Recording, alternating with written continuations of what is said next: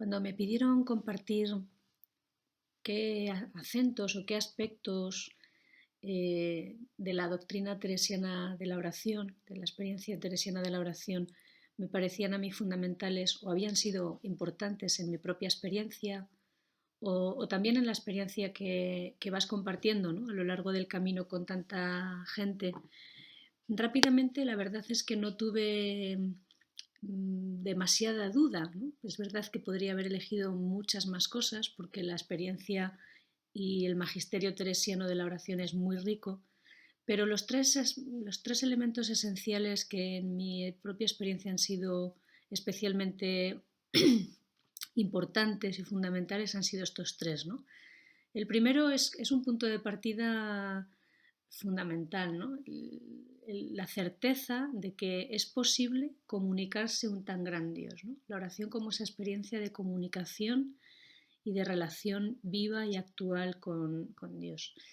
El segundo elemento, el segundo aspecto, pues es que esa experiencia de relación con Dios, como yo me atrevería a decir toda relación auténtica, eh, pues genera el despliegue de todo el potencial y toda la capacidad humana, toda la anchura, la plenitud, la grandeza de la persona, ¿no? Como un camino de despliegue, pues de lo que la propia Teresa nos dice en Primera Morada, ¿no? Que somos gran capacidad, gran hermosura y dignidad, pero que nos ayuda, o la oración como un camino, una experiencia que nos ayuda a desplegar toda esa capacidad. Y el tercer elemento que también me parece fundamental y a veces pues siento que es el que se nos queda más ahí escondidito, sería la necesidad del discernimiento, ¿no?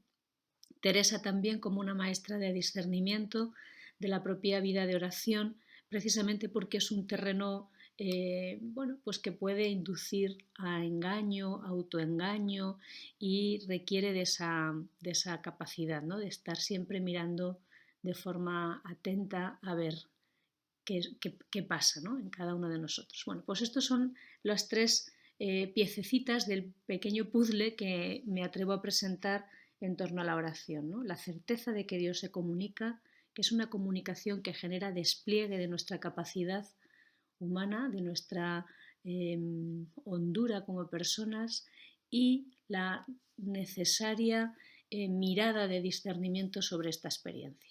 De estas tres patitas, si ponemos una base, tendríamos como un, un taburete, ¿no?, que se sostiene y arma, pues genera esa sabiduría de vida, ¿no?, que me atrevo a ofrecer como una inspiración, más que como un desarrollo, como una inspiración. Bueno, pues hecho esta presentación inicial de los elementos que voy a desarrollar, pues vamos a empezar con el primero, ¿no? Cuando empecé a pensar en esta experiencia de la oración como comunicación con Dios, recordé, y lo he compartido en más ocasiones, pues un encuentro que tuve con niños. Los niños ya sabemos que son, si son niños, pues suelen ser muy espontáneos en sus preguntas y en sus aportaciones, ¿no? Y me preguntaban acerca de mi propia oración. Y cuando les hablaba de que la oración es tratar de amistad con Jesús, la pregunta fue clara y directa, ¿no? Pero ¿cómo te habla Jesús? ¿No? ¿Y cómo sabes que es Él quien te habla? Ellos conocen, porque lo trabajamos y porque yo misma se lo estaba diciendo en ese momento, que la oración es un trato de amistad. Y saben a su modo que orar es estar con Jesús, hablar con Él, escucharle, pero de alguna manera ya a estos 9, 10 años aparece cierta incertidumbre, ¿no? Pero me lo estaré inventando, estaré hablando sola y creo que esta pregunta inocente en el niño pues se va haciendo una pregunta que a veces incluso mantenemos oculta, pero que está ahí, ¿no? Pues bien, desde esa pregunta es desde donde miramos a Teresa de Jesús, ¿no? Celebramos su doctorado, su 50 aniversario reconocimiento por parte de la Iglesia, bueno, de un reconocimiento oficial, porque Teresa ya era maestra y ya era doctora antes, ¿no? Acerca de su magisterio de oración, ¿no? Y la Iglesia la proclama en un tiempo en el que la ausencia o el silencio de Dios o la duda o la incertidumbre o incluso la indiferencia se empieza a asentar como hipótesis en muchas esferas de la sociedad, del pensamiento, de la cultura, ¿no? Expresiones como vivir un tiempo de eclipse de Dios o de noche oscura colectiva o incluso, venía un poquito más atrás, pero se estaba como asentando en la experiencia colectiva esa muerte, entre comillas, de Dios. Bueno, pues bien, es en este contexto en el que la Iglesia propone el magisterio teresiano como palabra de experiencia, ¿no? Como testigo de una presencia, de una palabra, en definitiva, yo diría, ¿no?, de la certeza de que es posible, como diría Teresa, en este destierro, en este tiempo de eclipse, de noche o incluso de muerte, ¿no?, comunicarse un tan gran Dios. Si abrimos cualquiera de sus libros nos encontraremos pues a una mujer que en definitiva está empeñada y con un firme propósito de mostrar cómo Dios se comunica con nosotros. Contando lo que Dios ha obrado en ella, transmite la confianza de que así obra en todos, ¿no? Como ella misma nos dice en el libro de la vida, acuérdense de sus palabras y miren lo que ha hecho conmigo, que primero me cansé de ofenderle, que su majestad dejó de perdonarme. Nunca se cansa de dar ni se pueden agotar sus misericordias. No nos cansemos nosotros de recibir, ¿no? A mí me quiero fijar especialmente en ese paso de la primera persona en singular, su experiencia, a el nosotros, ¿no? La primera persona del plural. Todos estamos invitados a vivir esta experiencia, porque Dios es el mismo. Me suele gustar decir que el Dios no es más bueno con Teresa que con cualquiera de nosotros, ¿no? Y es lo que Teresa proclama, ¿no? Lo que ha hecho conmigo es lo que quiere hacer con cada uno de nosotros. La oración teresiana es, pues, podríamos decir, esta escuela donde aprender a leer la presencia de Dios en nuestra vida, aprender a comunicarnos con Él. Quiero detenerme en esta descripción de la oración como escuela y no como normalmente hablamos, ¿no? ¿Cuál es la escuela de oración teresiana o el método de oración teresiana? Porque yo creo que todos sabemos o vamos descubriendo que la oración teresiana no es un método, ¿no?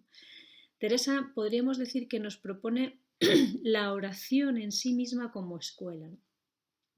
¿Qué es una escuela? Pues un lugar donde los niños y los jóvenes van creciendo y se van desarrollando en su propia forma, en su personalidad, van desplegando su identidad, conociendo quiénes son. Sería el lugar donde se procura que la persona madure, adquiera su identidad más genuina, más verdadera, auténtica. Y si aplicamos esta analogía a la vida de la fe, es decir, a nuestra identidad como creyentes, diríamos que la oración es el lugar donde puede madurar nuestra experiencia de Dios, que no es otra cosa sino en definitiva, poder establecer esa relación viva, actual y personal con el mismo Dios. Lugar de madurez, de crecimiento, de despliegue. Cuando Teresa evoca sus primeras experiencias de oración, nos dice: comencé a rezar muchas oraciones vocales y adolescente aún viene ya de una situación vital que la ha dejado cansada y con desasosiego. Reencontrarse con la oración vocal aprendida le proporciona ese primer escenario donde desplegar su búsqueda de la verdad. Las conversaciones en torno al Evangelio y estas oraciones le ayudarán a poner, como ella dice, ¿no?, a poner en mi pensamiento deseos de las cosas eternas. Y no duda en reconocer ahí la iniciativa de Dios. Paréceme andaba su majestad mirando y remirando por dónde me podía tornar así. La primera intuición, por tanto, es que el anhelo del corazón, el anhelo del propio corazón, escuchar, entrar en contacto con el anhelo del propio corazón, es un modo de comunicarse Dios con ella y diríamos con cada persona, ¿no? Sería como ese balbuceo primero, esa oración aprendida como respuesta, ¿no? La oración, dice Teresa, ¿no?, pone en mi pensamiento deseos de las cosas eternas, ¿no? Por tanto, podríamos observar aquí como ese primer movimiento que va del propio corazón, del anhelo del corazón, hacia Dios. Y Teresa se hace sensible al impacto de las palabras en el interior. Con la fuerza que hacían en mi corazón las palabras de Dios, así leídas como oídas, vine a ir entendiendo la verdad de cuando niña. Dios se comunica conmigo y yo me entero.